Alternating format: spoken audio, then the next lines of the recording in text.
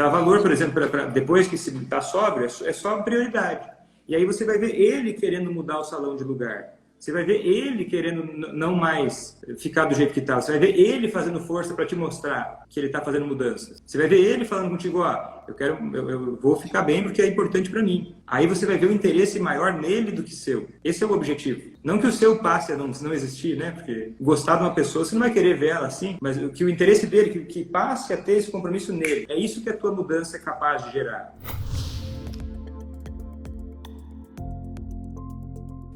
Bom dia, doutor. Tudo Olha, bem? minha internet está muito ruim, mas eu vou tentar ser rápida aqui na minha pergunta. Uhum. Como é que você chama? Silvana. Deixa eu tentar Silvana. melhorar.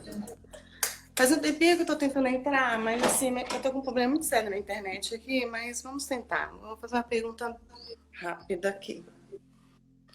Ó, a minha situação, assim, é bem longa, mas eu vou tentar resumir a minha história aqui, doutor. Eu sou casada há 30 anos. Tá conseguindo me ver? Tô te vendo. Tá. Só vou aumentar um pouquinho só. Se só o som tá um pouquinho baixo, eu vou aumentar um pouquinho aqui. Tá. Você pode repetir? Falei assim que eu vou tentar dar uma resumida na minha história, que é um pouco longa, mas vou tentar resumir para ser o mais breve aí.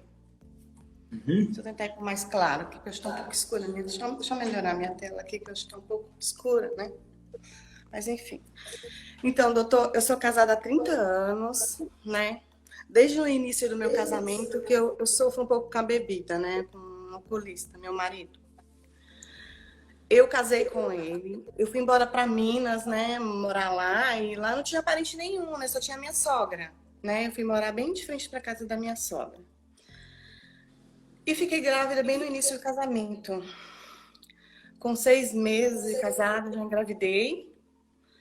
E lá, na cidade do meu marido, né, que é a cidade natal, onde eu morei, então ele já tinha muitas amizades, né, de bares, lá no bairro onde ele morava.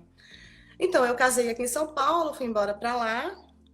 E assim, quando eu me engravidei, não sei, eu fiquei com muito enjoo, ficou muito enjoada mesmo. Então, assim, meu marido chegava todos os dias e ele tinha bebido, só que ele bebia só cerveja, né, na época.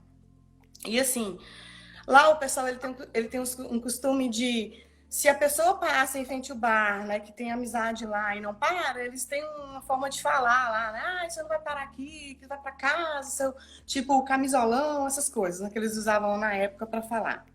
Enfim, então ele acabava passando em quase todos os botecos, né, até chegar em casa, para tipo satisfazer os amigos. E quando ele chegava em casa, eu já percebia que ele tinha bebido. Não estava assim totalmente localizado, não chegava a cair nem nada, mas isso aí já me incomodava, né? No início do casamento. Aí o que aconteceu? Eu liguei para meus pais na época e falei que eu estava vindo embora para São Paulo. E acabei vindo, doutor. Vim grávida de 6 meses. Cheguei aqui, eu fiquei um período na casa dos meus pais. Ele tinha uma profissão muito boa, né? Era protético na hora. Aí o que aconteceu? Ele... Tá me vendo? Minha internet tá indo embora. Cortou um pouco. Ele... Cortou? Eu vou tentar continuar. Cortou um pouco. Então, acho que eu vou ter que tentar entrar de novo. Ai, tá horrível, doutor. Nossa, eu queria tanto falar, mas resumindo. Agora eu tô te ouvindo bem. Tá. Aí o que aconteceu? Eu vim embora.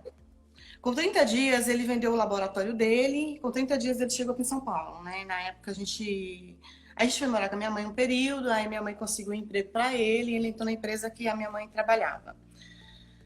Ficou um tempo bom nessa empresa, né? Que eu cheguei até a fazer meu parto pela empresa, pelo convênio da empresa, enfim. Essa empresa fechou. Nesse período que essa empresa fechou,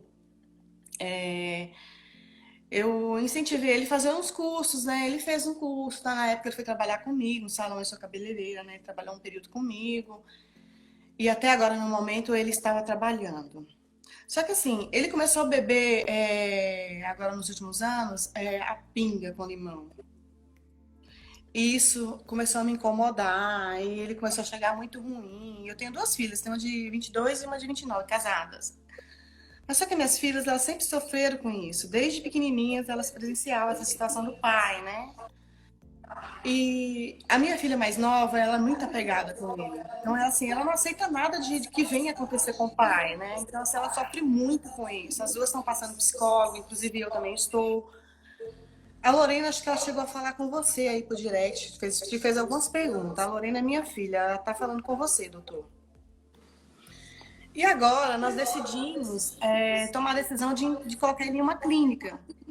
Ele não foi porque ele quis. Ele foi em situação bem ruim mesmo, assim, tipo, pegamos ele muito bêbado e levamos para a clínica. Ele ficou 4 meses na clínica, né? O contrato lá seria de 6 meses, só que ele ficou num período tão bom. Só que, doutor, no começo eu sentia que era uma manipulação de mim, eu sentia que era uma manipulação por eu conhecer ele muito tempo.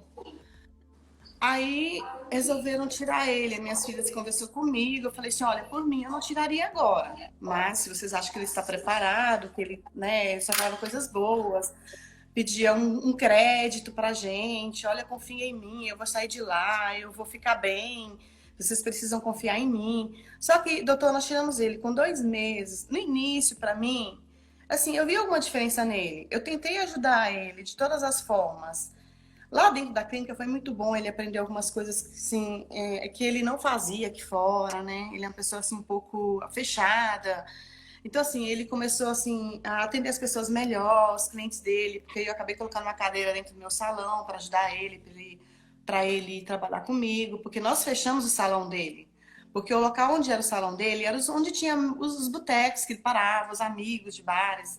Então nós fechamos aquele local e tentei colocar ele do meu lado para tentar ajudar a ficar mais perto, para ficar tipo que você sabe, consegue me entender, né? De ficar mais por perto para evitar dele ir para os bares. Enfim, esse período foi muito difícil para mim. Doutor, eu não conseguia trabalhar o tempo todo, porque lá dentro da clínica ele começou a fazer caminhadas todos os dias, 2 vezes por dia. Então, assim, ele chegou a uma pessoa totalmente diferente. E aqui fora ele falou: olha, eu vou ficar fazendo caminhadas aqui também, só que ele em horários assim que eu não podia ir junto. Eu ofereci de ir junto, eu faço academia, eu falei: vamos fazer comigo, ou você deixa para ir fazer caminhada ou no período que eu vou para academia. Só que, doutor, ele ia em horários que eu não podia ir. Então, assim, eu comecei a ficar muito insegura com a situação. Ele saía, eu queria ir atrás para ver se ele não ia beber. Cheguei aí um dia, desconfiei, percebi que ele tinha bebido, só que ele bateu o pé, ele não falou que tinha bebido, enfim, a gente deixou passar esse período.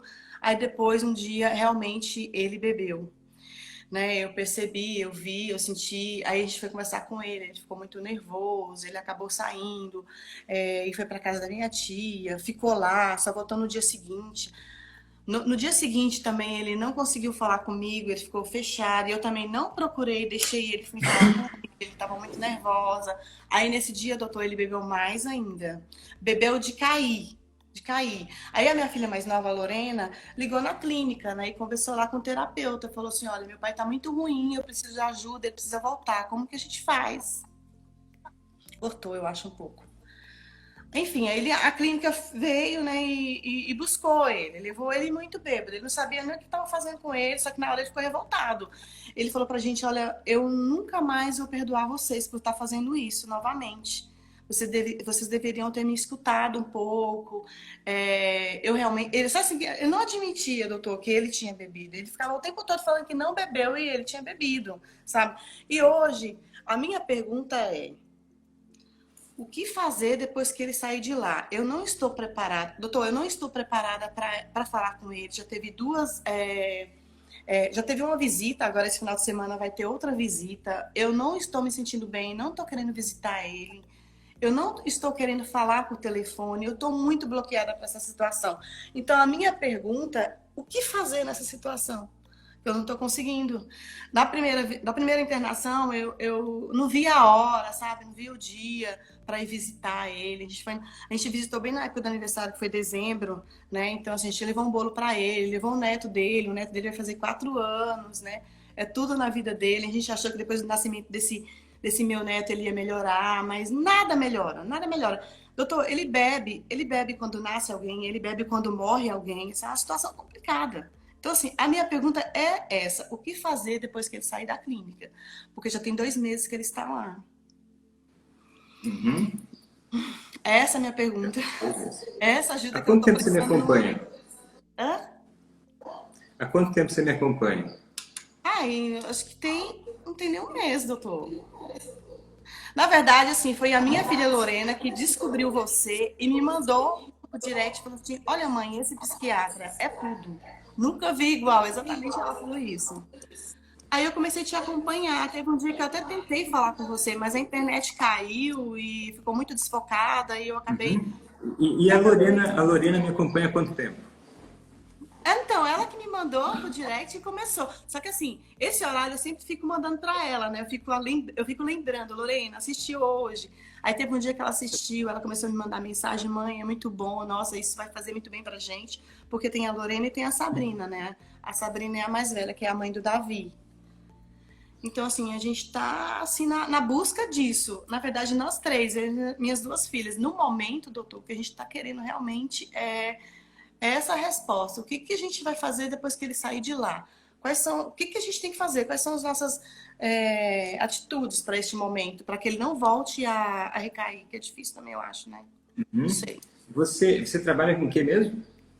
Eu sou cabeleireira, doutor. Eu tenho um salão, na época, Você assim, corta cabelo? Você... eu faço tudo de salão, tudo, todo serviço. E minhas duas filhas, uma é fisioterapeuta, atende aqui também, e a Lorena, Teve ela uma faz massagem. vez, Não entendi. Silvana, teve uma Oi. vez, uns anos atrás, que a Luísa, minha noiva, né? Ela até vai aparecer no podcast ACA hoje à noite. Ela Hum. pediu para eu cortar um pouco o cabelo dela, só a ponta. É. Ela achou bonito lá um penteado que é meio em V, assim, né? Que tava na moda faz alguns Sim. anos. Ah, Vitor, me ajuda a cortar só a ponta. Você sabe manusear uma tesoura, você fez medicina, né? Na medicina tem a cadeira de cirurgia, então, tá, eu sei manusear uma tesoura. Mas, cara, eu não faço a mínima ideia como cortar um cabelo e naquela hora eu me dei conta mais do que nunca disso. E eu até tentei notificar ela, falei, olha, não sei cortar, não sei cortar cabelo. Parece simples, mas quando você pega a tesoura na mão, tenta puxar, tem um monte de detalhes, né? Eu não sei nem, você tem que segurar de uma certa forma, tem que segurar, não é igual, não é a mesma coisa que fazer um ponto, né? Eu sabia fazer ponto, eu sabia fazer as coisas que o médico geral sabe fazer, mas cortar um cabelo é totalmente diferente, tem uma lógica diferente, você tem que, né? E se você errar aquilo ali, meses você perde, né? Até crescer o cabelo de novo. Sim, Então, quer dizer assim, tem vários detalhes e parece simples, né? Se alguém olha de fora e pensa, poxa, é só cortar a ponta. É só cortar a ponta do cabelo. Só que tem vários detalhes no meio disso que podem fazer a diferença entre ficar um excelente penteado, né? Um excelente cabelo, e ficar uma piada, né? Uma coisa que eu não queria ser o responsável por aquilo. Então é o seguinte, nessa situação em particular, eu não precisei aprender a cortar cabelo, porque a nossa decisão foi que ela buscasse um profissional. Até porque dava, né? Cabelo cresce, e demora um tempo, pode ir no cabeleireiro, depois volta, né? Não é uma coisa constante cortar o cabelo, né? Não é uma coisa diária. Se fosse uma coisa, se a questão do cabelo fosse uma coisa diária, uma coisa constante, uma coisa do dia a dia, eu ia ter que me obrigar a aprender a cortar pelo menos o básico do cabelo, né? entendi. Mas não é fácil. Não é fácil. É assim, tem clientes que falam assim: olha, eu quero cortar só. Pergunta assim: qual o preço do corte? Porque eu quero cortar só as pontinhas. Eu falo, mas Né? não muda. Não é O trabalho é assim. o mesmo, né? Não muda Porque não é nada. só o Qual o trabalho, mas preço? tem também toda uma técnica por trás, né? Sim, Tem a sim. prática. O que eu quero dizer? Por que eu estou te contando essa história? Imagina, deve ter uma lógica. Porque, porque é o seguinte, Vitor, como agir para ele sair, depois que ele sair da clínica, para ele não recair? Eu ia te dizer, olha, para você saber como agir, para ele sair da clínica e diminuir as chances de ele recair, eu posso dizer que é possível, já vi muita gente fazendo, dando certo, e que eu acho que o seu caminho vai ser aprender a cortar as pontas. Você não vai precisar ser uma cabeleireira sobre como lidar com o alcoolismo dele, mas você vai precisar aprender a cortar as pontas. Você vai precisar de muito mais do que uma resposta só. Né? Você precisa de técnica para entender, porque... Eu ia dizer, olha, você vai precisar de um curso de cabeleireiro, você vai precisar de pelo menos um curso básico de cabeleireiro para você poder ter condições de, olha, até porque é o seguinte, muita gente terceiriza totalmente os cuidados com o alcoolismo. Tipo assim, eu quero achar o melhor médico para atender o meu esposo que tem um problema de alcoolismo. Eu quero achar a melhor clínica. Eu quero procurar, ver se existe o melhor remédio. Para tentar de alguma forma, porque tudo isso faz sentido, porque se a gente puder não aprender a cortar cabelo, não aprender a fazer o próprio pão, não precisar aprender a de repente, lidar com o alcoolismo de alguém que a gente ama, é melhor, né? Porque tem que aprender. O problema é que, na minha visão, eu acho que qualquer um que já viveu isso em casa, vai se dar conta de que, se você não souber como lidar com isso no dia a dia, você fica perdido, né? E às vezes você não consegue nem levar a pessoa para aproveitar um tratamento. Porque não que o tratamento não é bom. Ele pode ser útil. Só que se a família não sabe como lidar com isso, às vezes o tratamento não é bem aproveitado. Às vezes o tratamento ele vai querer ir embora antes, não vai se comprometer. Porque isso são sinais que hoje mostram que ele não está tão comprometido assim. Não que é fácil, né? Claro, não é fácil parar de beber, mas... Você já deu vários indícios, né? Que ele mente, esconde, não quer muito colaborar para o próprio tratamento. Não. Vai meio na marra, já disse que é a pior coisa. E às vezes a família acaba agindo assim porque tá meio desesperado. E agora, como é que eu vou agir com ele nesse momento que aconteceu certa coisa?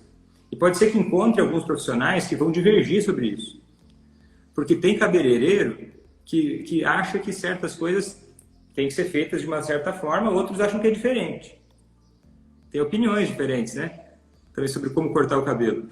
E por que eu acho que é interessante se aprender sobre... E é o que eu ensino também no curso ACA, que os meus alunos, eles aprendem a diferenciar também, a ter ideia, a ter um discernimento sobre como é que é o jeito que até mesmo os profissionais lidam com o alcoolista, para entender que, olha, a pessoa mais interessada que o teu familiar pare de beber, vai ser sempre, né, discutivelmente, você, pessoa interessada, né? Um profissional pode querer muito te ajudar, ele pode estar muito afim, pode ser muito comprometido, ele pode ser ótimo, excelente. Por exemplo, eu aqui, eu posso querer muito te ajudar, eu quero ajudar as pessoas aqui. Mas a pessoa mais interessada é a pessoa que está aqui, né? É a vida dela, não é a minha. Eu tenho várias outras pessoas também que eu ajudo, mas é a sua vida. Entende o que quer dizer? Eu entendi. Aí eu quero dizer o seguinte, porque senão você fica à deriva de opiniões sem saber a fundamentação para aquilo acontecer. Por exemplo, deixa eu te dar uma ideia.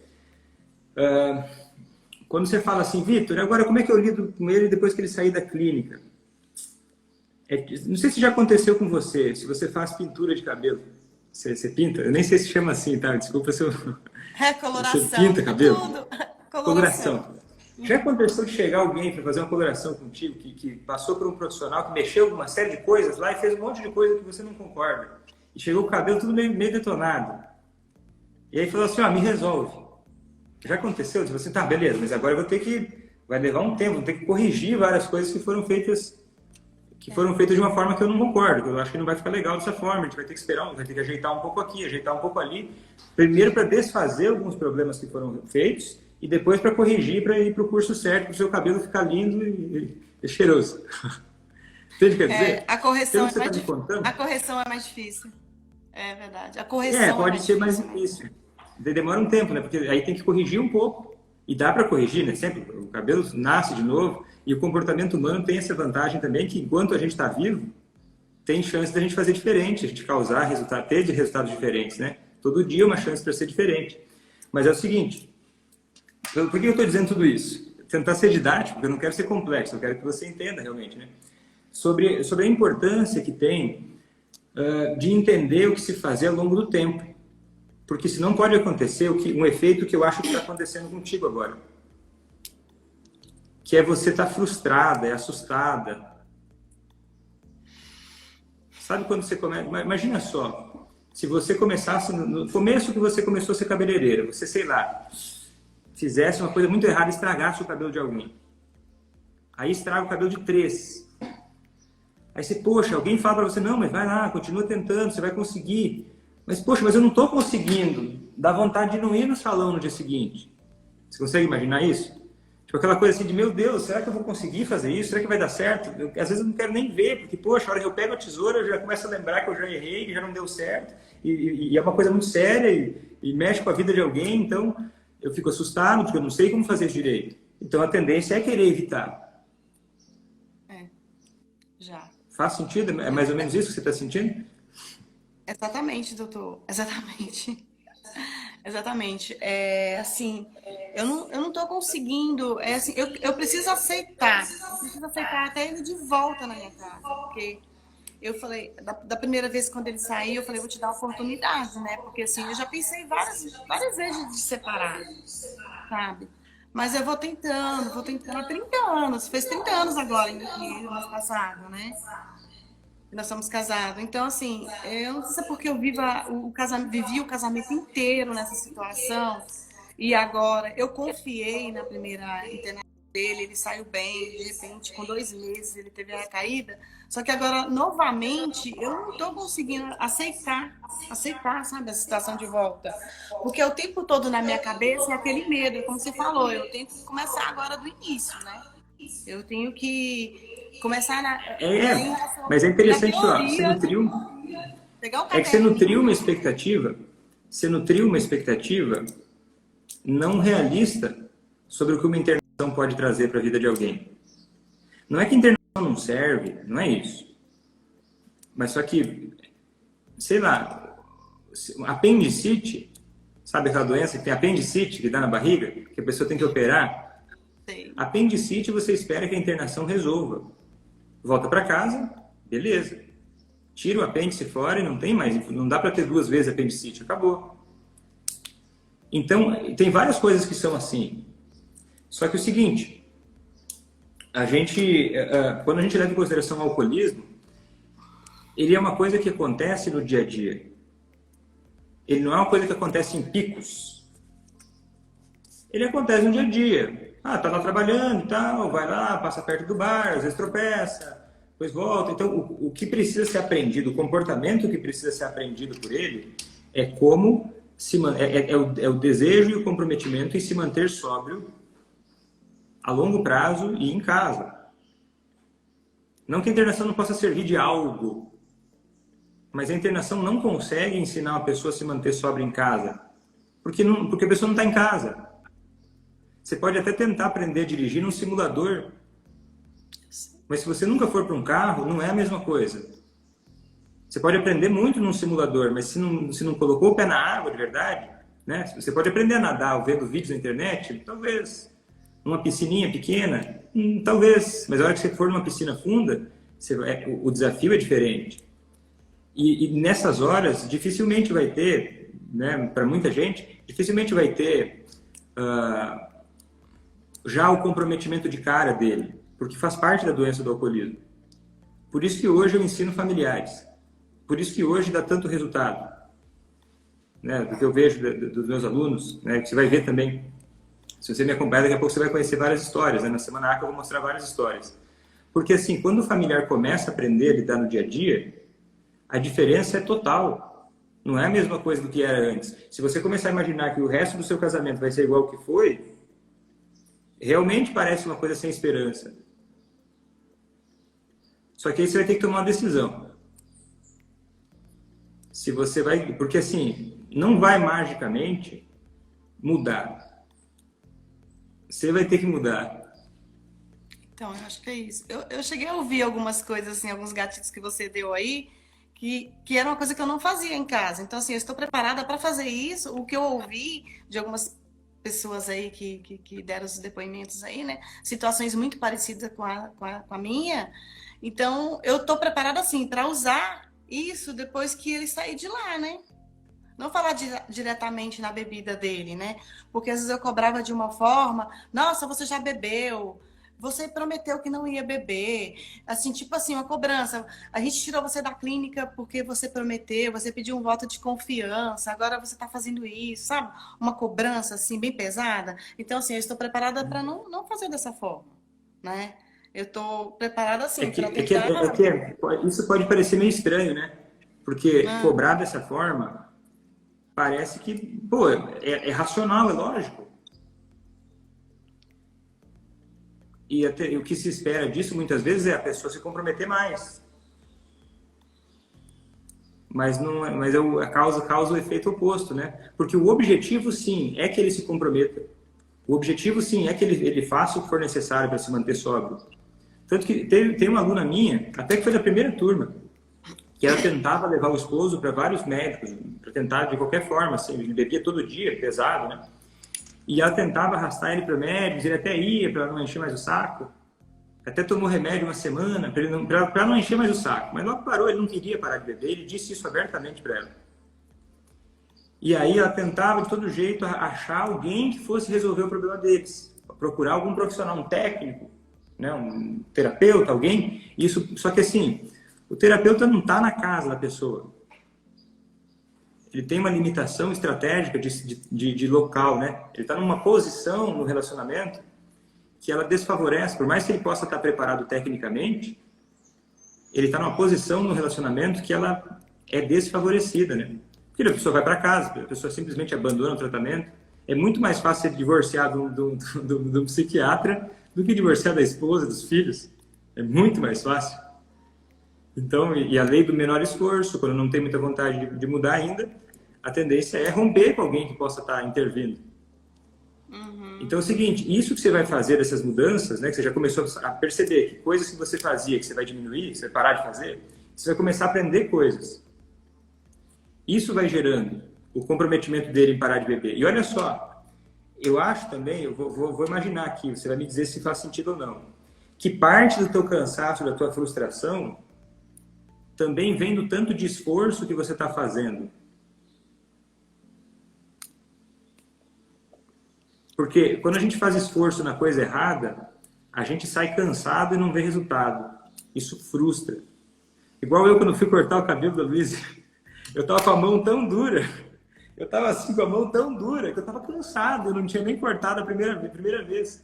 E aí o que acontecia? Eu estava frustrado, porque eu não tenho experiência, não sabia, não sei fazer até hoje. E aí o que acontece? Eu gastei muita energia e não vi nada de bom acontecendo daquilo. Aí a gente vai começando a ficar inseguro. Agora, se você aprender a direcionar a tua energia, e aí a tua energia ser usada para coisas que vão trazer resultado, a história é totalmente diferente. Como você vai se sentir no processo é totalmente diferente. Porque você consegue também ter um pouco mais de previsibilidade. Né? Porque você vai ver, no curso A que eu ensino para as minhas alunas, como prever quando, por exemplo, uma recaída pode ocorrer. Como fazer para evitar ao máximo. Como lidar caso ela ocorra, como lidar para que ela dure menos tempo. Porque voltar a beber nem sempre é uma recaída. Pode ser um lapso. O que mais importa não é necessariamente parar de beber, é uma consequência também, sabia? Eu não acho isso a coisa... Eu acho que, beleza, esse é o norte, esse é o objetivo. Mas eu não acho a coisa mais importante de todas no começo. Sabe por quê? Pensa só, pensa duas situações. Uma pessoa que começou a fazer uma dieta, imagina. A pessoa começou a fazer uma dieta. E ela, na primeira semana, ela, nossa, não comeu quase nada, ficou quase de jejum. Perdeu 3 quilos. Ou, em um mês, ela perde 12 quilos. Caramba! Agora, ela vai lá, faz isso no osso, mas daí na segunda semana ela já está, sabe, começou a perder o compromisso com aquele objetivo. Eu acho que é aí que a coisa se perde. Porque quando perde o compromisso, porque uma pessoa que está comprometida e ela está avançando, ela vai chegar lá. Agora, uma pessoa que não está comprometida e está sóbria, pô, é igual uma pessoa que emagrece porque ficou doente. Emagreceu porque não tinha apetite, porque estava doente. Você vai voltar ao normal, a tendência é você engordar de novo. Porque o que faz a diferença de um comportamento mudar ou não é, primeiro, o compromisso, e depois, na manutenção da mudança, é só manter aquilo como prioridade.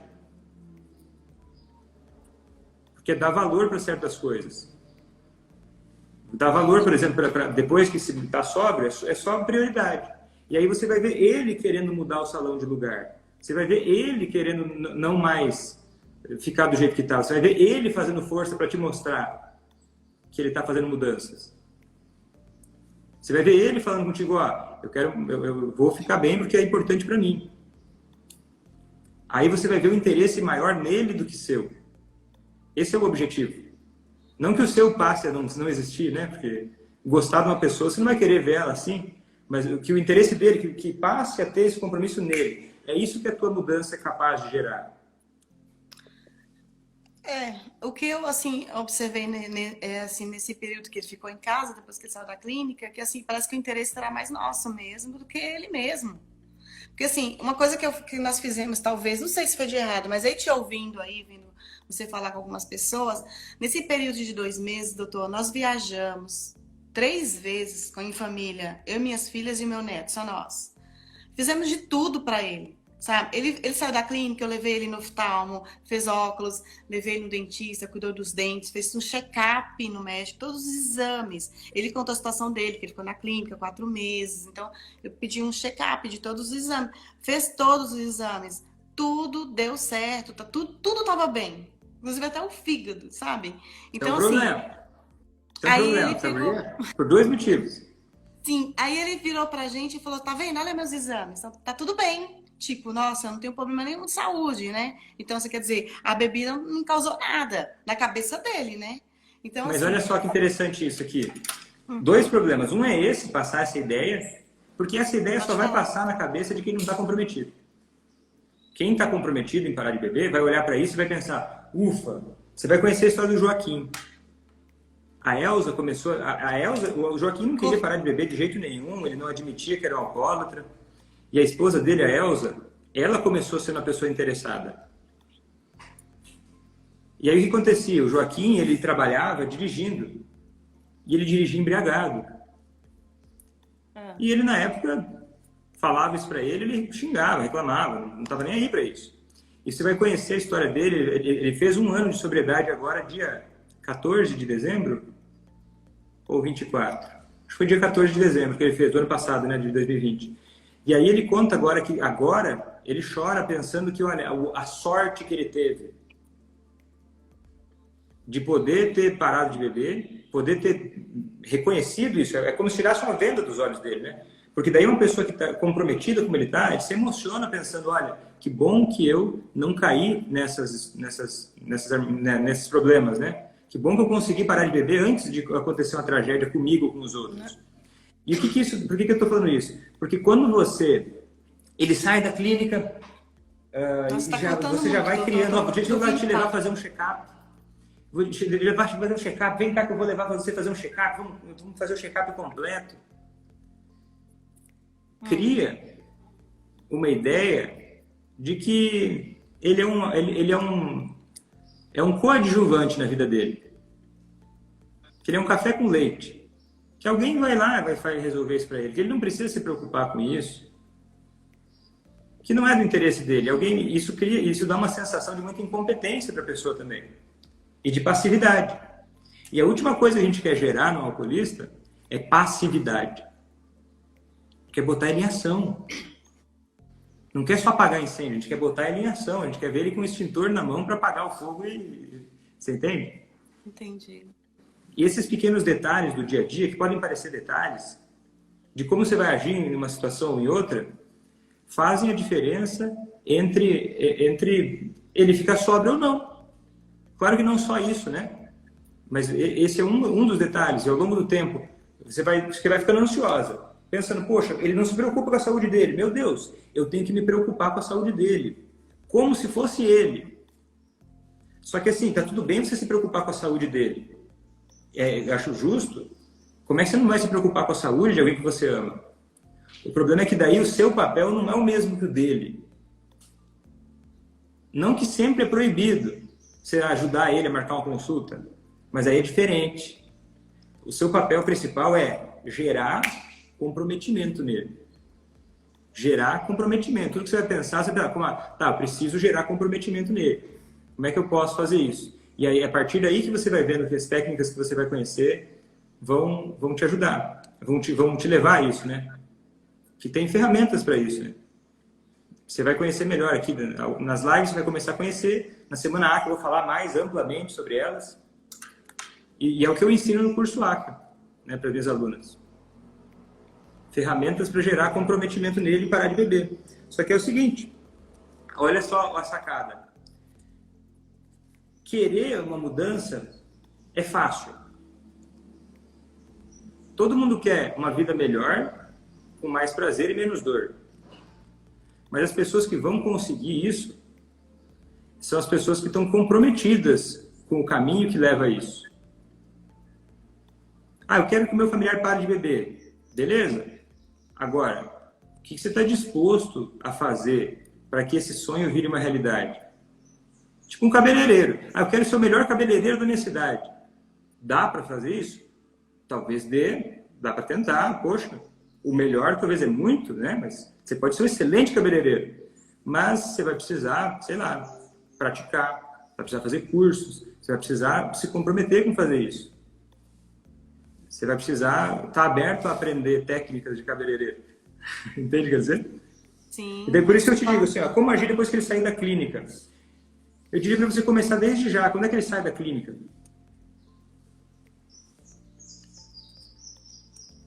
Quando é que ele sai da clínica? Quando? Então, a gente está naquela. Tem 2 meses que ele está lá, né? Então, assim, a nossa intenção não é tirar antes, porque é até 6 meses, né? Então, assim, e é uma coisa também, doutor, que eu estou deixando as minhas filhas decidirem. Da outra vez, elas conversaram entre elas duas e veio perguntar para mim o que eu achava de tirar ele, porque por telefone, para as visitas, ele estava totalmente diferente. Só que na minha cabeça, eu falava, isso aí está sendo uma manipulação, porque 30 anos, né, eu conheço a pessoa. Eu falei, Pois é, aí você vai ter que decidir qual é o seu papel, né? Se você vai ficar assistindo isso ou se você vai entrar no palco, né? No momento, porque a tendência de muita gente é ficar assistindo. Aí você vai ter que decidir até onde você vai lutar por isso. Então, se eu tivesse no teu lugar, o que eu te recomendaria, né, porque eu estou falando com você, é que você assumisse isso, eu vou fazer isso, então eu vou levar como uma coisa já que esse casamento existe, e eu né, ainda estou nele, você pode não estar se você não quiser, mas se você ainda está nele, você vai ter que, eu acho, né, para você, eu acredito, eu penso assim, né, não é obrigado, mas eu acredito que quanto mais você investir nele, energia, tempo e dedicação, mais vantagem vai ser para você, né? Porque se é uma coisa que você está vivendo, você vai deixar andar e vai deixar as filhas decidirem, você já está meio pulando fora, entende? Entendo. Então, é porque na primeira, na internação, eu te falei, né? Eu estava super interessada de ia visitá-lo logo na primeira visita, não via a hora, sabe? Levamos alguns pratos que ele pediu, que ele estava com vontade, porque ele só reclamava de lá, né? O tempo todo eu reclamando da clínica, nada estava bom para ele. Só que assim, lá o pessoal da clínica gosta muito dele, ele é muito prestativo. E o terapeuta falou assim, Silvana, ele não deixa uma folha no chão. Sabe? Em casa também. Sempre me ajudou. Doutor, assim, Silvana, é fácil. Na clínica é fácil. É o que você me falou. Lá é outra coisa. Lá tem regras, cronogramas, né? Só que o que você vai ter que fazer? Beleza, com a clínica você não precisa se preocupar. Tá lá. O problema é que o que eu te sugeriria? Que você agora colocasse como prioridade para você aprender a fazer isso. Então. Seria para você estudar. Entender? Peraí, deixa eu... Porque tem muita coisa que não é intuitiva. Tem muita coisa que às vezes que você precisa fazer que é o contrário do que uma pessoa faria. Isso aqui tem uma lógica. Científica, inclusive. É quase um idioma diferente, né? O jeito que você vai lidar com ele. E aí é o seguinte, você já está inscrita na Semana ACA? Já. Boa. Então fica ligado nos aquecimentos, assiste a Semana ACA e tudo vai ficando mais claro e você vai poder ter a oportunidade de escolher, aproveitar esse tempo aí para você aprender, né? Para você se preparar. Porque quando ele chega e você está preparada, aí a história é outra. Porque não tem que ter medo da recaída. Quem tem medo da recaída é que não sabe o que fazer com ela, não tem nem ideia. Um pouco de medo, ok, dá para ter um pouco de medo, porque né, a gente não quer que aconteça. Mas o sentimento predominante em relação à recaída que eu recomendo é o seguinte, é respeito. Quando eu tenho medo, eu paraliso. Quando eu tenho só medo, eu paraliso. Quando eu tenho respeito, eu me preparo. Entendi. Me preparo, se eu estou preparado, a minha condição para lidar com isso é outra. O meu humor para lidar com isso é outro. E o resultado, quando vai lidar com isso, é outro também.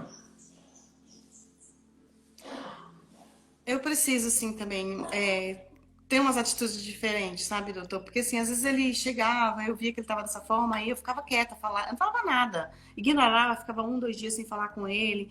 Aí, ao mesmo tempo que eu achava que isso aí estava ajudando, ele já estava, ai, você, tipo assim, você tá me ignorando, você não quer falar comigo. Aí ele já ficava nervoso com isso, sabe? Eu já não sabia mais o que era certo e o que era errado em relação às minhas atitudes. Então, assim, ouvindo algumas pessoas aí que você, né, falou com você, explicou a situação, algumas coisas eu fui pegando, sabe, anotando para eu fazer depois que ele sai de lá.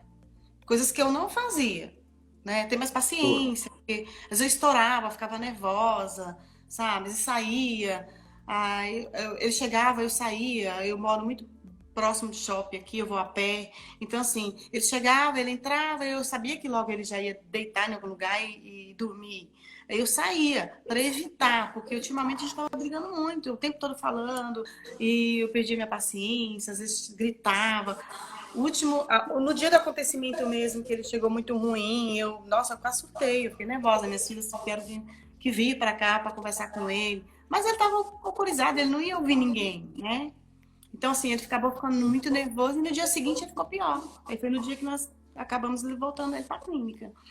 Mas, assim, é o que eu te falei. Eu vou tentar, assim, uma forma diferente, né? Que seria, tipo, tentar me mudar também para... Porque o que eu vejo aí, suas explicações, é mais a mudança da gente, né? Nós. Eu, por exemplo, esposa. Primeiro eu tenho que mudar mesmo para ele ver que eu mudei, para ver se ele entende que ele tem que parar de beber. Que ele tem tudo, doutor. Ele tem uma família linda, minhas filhas, nunca deu problema para ele, minhas filhas não têm vício nenhum, sabe? Já sofreram muito, elas não têm mais lágrimas. Olha que interessante.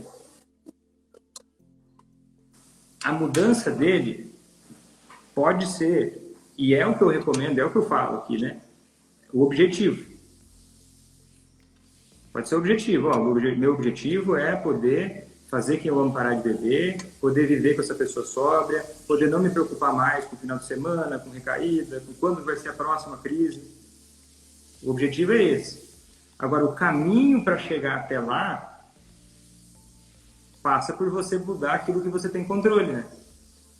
Que é a pessoa mais difícil que você vai ter que lidar na sua vida. Sabe quem é essa pessoa? Eu. Né? E sim. Cada um de nós é a pessoa mais difícil e a que mais faz diferença. Quando a gente muda a gente pode conseguir objetivos que a gente não conseguiria antes de mudar, né? É um caminho que eu digo assim, é um caminho de crescimento, né? Você não vai aprender porque simplesmente não funciona. Se funcionasse, eu vou te falar, se funcionasse controlar, se funcionasse focar só na mudança do outro, se isso levasse o alcoolista a parar de beber, eu falaria sobre isso. Porque o que eu ensino aqui não é você simplesmente se sentir melhor. Se sentir melhor é algo que acontece com quem está querendo fazer, quem ama parar de beber. Porque quando você tem um problema e você vê ele melhorando, você se esforça, mas você vê resultado, naturalmente você vai se sentir melhor. E no caminho você vai aprendendo a cuidar melhor de você. É uma coisa simultânea. No caminho você vai sentindo mais energia, mais vontade de fazer. Né? Teve gente no chat que falou aqui, e agora que eu estou aprendendo a lidar, ao invés de querer me afastar, eu quero estar perto para poder aplicar as coisas. É porque a pessoa já começou a entender que, olha, se ela faz do jeito certo, não tem saída para o alcoolista. Ele pode estar em casa. Você pode estar, às vezes, dormindo e aquilo que você está fazendo está na direção de fazer ele parar de beber. E aí o sono é muito melhor, né? Não é aquele sono desesperado de pensar, poxa, e aí? Não estou fazendo nada, só estou evitando aquele problema. Porque essa é a diferença entre você ser estratégico e você procrastinar. Uhum. Ser estratégico é, por exemplo, quando você tira um dia de folga no trabalho. Porque você está cansado, você precisa descansar. Isso é necessário, às vezes. Né? Necessário. Estratégico. Agora, procrastinar é quando a gente vai empurrando com a barriga o problema e vai evitando ele sem planejamento e meio que para não chegar em lugar nenhum. Daí quando a gente volta, nossa, tá tudo Você volta, sei lá, você falta um dia no salão, desmarca, você fala assim, os clientes marcam lá, você simplesmente não vai. E aí você no dia seguinte chega lá, as pessoas estão bravas contigo. Essa é a diferença entre procrastinar e ser estratégico. Por mais que às vezes eu ensino não ir atrás do oculista, mas não é para procrastinar, é para ser estratégico. Faz sentido? O que você achou da nossa conversa, Silvana? Ai, doutor, eu gostei bastante. Assim, são coisas que eu vou pegar pra mim, sabe? Pra ele, depois que ele sair. Porque eu acredito que acho que ele vai ficar uns 6 meses, né? As minhas filhas estão decididas a deixar ele 6 meses, né? E eu quero participar sempre para estar ouvindo, porque as histórias sempre são as mesmas, né? As pessoas sempre falam as mesmas coisas, né? Mas as minhas atitudes, né, é o que eu preciso, assim, de melhorar e de pegar algumas coisas e quando ele sair, tentar fazer isso para tentar ajudar. Porque, assim, Eu acho o seguinte, você precisa, Silvana, se você falar assim, Silvana, o que você acha, Vitor, que eu preciso para poder me preparar da melhor forma possível? Eu diria para você que você precisa entrar no curso ACA. eu já solicitei aí a inscrição. Você vai participar da Semana ACA agora, que é um evento gratuito, e lá você vai saber também algumas informações sobre o curso ACA, para quem tiver interessado. Sim, Você vai ter essa oportunidade lá. Tenho muito Eu interesse. recomendaria para você entrar. Só que ele abre muito poucas vezes ao ano as vagas, né? A última vez foi em novembro. Começo de novembro, se não me engano. E porque eu tenho muito poucas vagas para o curso ACA. Eu recomendaria que você entrasse nessa, porque eu não sei quando vai ter a próxima. Não tem previsão ainda exata, mas quando vier a próxima, vai demorar para ter mais uma. Então eu recomendaria isso para ti. Sim, quero muito. Eu acho que eu já fiz, eu tentei fazer aí, já mandei a minha inscrição aí para esse curso. Mas eu acho que você está falando da Semana ACA. Não, dos dois. Esse aí eu fiz primeiro, antes dessa semana ACA. Não sei se Você já foi. assistiu uma Semana ACA? Não, eu só solicitei para fazer o curso. A inscrição, né? Para você ficar na fila aí de vaga, não é isso? Ah, entendi. Você entrou na lista de espera. Sim, na lista de espera. Eu estou na lista de espera. Então, aproveita tudo que você vai ter agora, vai aprendendo, mas no curso ACA você vai ter tudo mais completo, tudo mais organizado, tudo mais profundo. A gente vai ter oportunidade de estar junto nessa jornada. Bem diferente. Eu imagino, porque o pouco que eu tô pegando aí dessas lives aí todos os dias já tá me ajudando muito. Imagina um curso, né? Você aprende muito mais, né? Porque aqui eu não consigo entrar num nível, por exemplo, que eu tenho com as minhas alunas do curso. Porque tem muita gente chegando, e também as pessoas que estão aqui não têm toda a bagagem que o curso dá, né? Então eu recomendaria isso para ti. Ah, sim. Certo, Silvana? Sim, doutor. Mas eu Foi um quero prazer mesmo. falar contigo. Ai, o prazer é todo meu. Tava já as tentativas aí, mas que bom que hoje deu certo e eu vou seguir aí esses conselhos. Porque para mim Então, no bom dia para momento. ti. E tô torcendo por ti, mandando notícias aí. Ai, obrigada, doutor. Ótimo dia. Tchau. Até mais. Tchau.